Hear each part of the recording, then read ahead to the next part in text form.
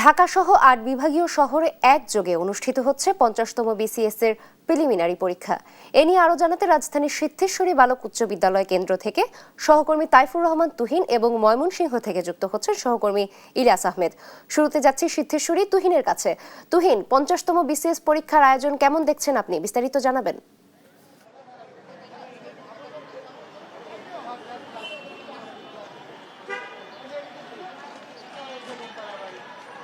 ধন্যবাদ আপনাকে।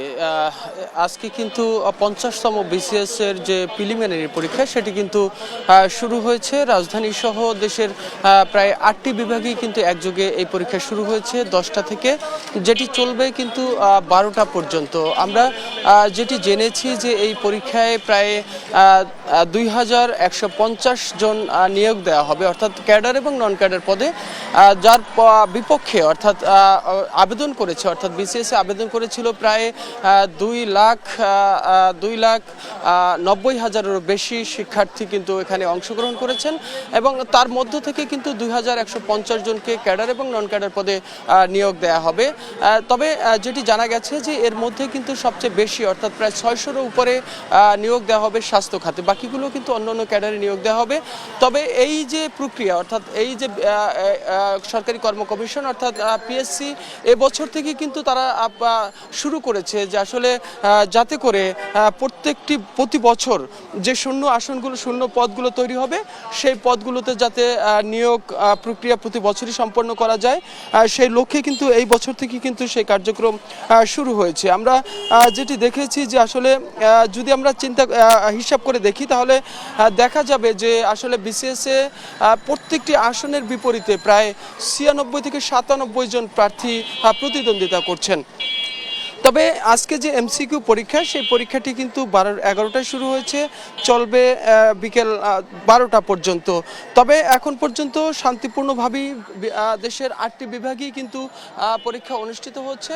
আমরা যে কেন্দ্রে রয়েছি এই কেন্দ্রেও কিন্তু অনেকটা শান্তিপূর্ণভাবেই কিন্তু পরীক্ষা চলছে। তবে বিসিএস এর আরও তথ্য জানাতে এই মুহূর্তে ময়মনসিংহে রয়েছেন আমাদের সহকর্মী ইলিয়াস আহমেদ। আমরা তার কাছে চলে যেতে চাই। ইলিয়াস, ময়মনসিংহে বিসিএস এর প্রিলিমিনারি পরীক্ষার সর্বশেষ কি তথ্য আছে আপনার কাছে?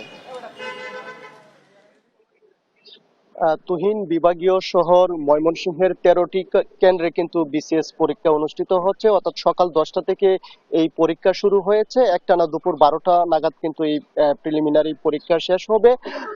১৩টি কেন্দ্রে কিন্তু আমরা তথ্য পেয়েছি ২৩,৮২৪ জন শিক্ষার্থী কিন্তু তারা এই বিসিএস প্রিলিমিনারি পরীক্ষায় কিন্তু অংশগ্রহণ করেছেন। অর্থাৎ সকাল ১০টা থেকে এই পরীক্ষা শুরু হলেও আমরা দেখেছি প্রত্যেকটি কেন্দ্রে কেন্দ্রে কিন্তু সকাল ৮টার দিকেই শিক্ষার্থী এবং তাদের অভিভাবকরা কিন্তু চলে আসে। অর্থাৎ প্রত্যেকটি কেন্দ্রেই কিন্তু ৯:৩০টার দিকে শিক্ষার্থীরা প্রবেশ করেন। অর্থাৎ কঠোর নিরাপত্তার মধ্য দিয়ে কিন্তু আজকে এই পরীক্ষা অনুষ্ঠিত হয়েছে।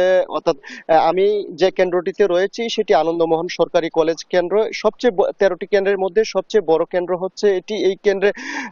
এই কেন্দ্রে কিন্তু ৪,৫৫০ জন শিক্ষার্থী কিন্তু এই কেন্দ্রে বিসিএস প্রিলিমিনারির যে পরীক্ষা সেই পরীক্ষায় অংশগ্রহণ করেছে। অর্থাৎ এই কেন্দ্রের ভেতর এবং বাহিরে কিন্তু কঠোর নিরাপত্তা ব্যবস্থা জোরদার করা হয়েছে এবং এখানকার কয়েকজন অভিভাবকের সঙ্গেও কথা বলেছিলাম। তারা বলছেন যে এই পরীক্ষাটি অনুষ্ঠিত হবে কিনা সেটি নিয়ে কিন্তু তারা অনেকদিন ধরে কিন্তু দ্বিধাদ্বন্দ্বে ছিলেন। অর্থাৎ অবশেষে এই পরীক্ষা অনুষ্ঠিত হয়, তাদের মধ্যে যে একটি স্বস্তি সেটি কিন্তু ফিরে এসেছে। অর্থাৎ তারা বলছেন যে একেবারেই শিক্ষার্থীদের যে প্রস্তুতি ছিল সেই প্রস্তুতি কিন্তু তারা সম্পূর্ণভাবে নিয়েছে। অর্থাৎ পরীক্ষার প্রশ্নপত্র যদি ভালো হয় তাহলে তারা কিন্তু বিসিএস প্রিলিমিনারিতে উত্তীর্ণ হবেন সেই প্রত্যাশা কিন্তু রাখছেন।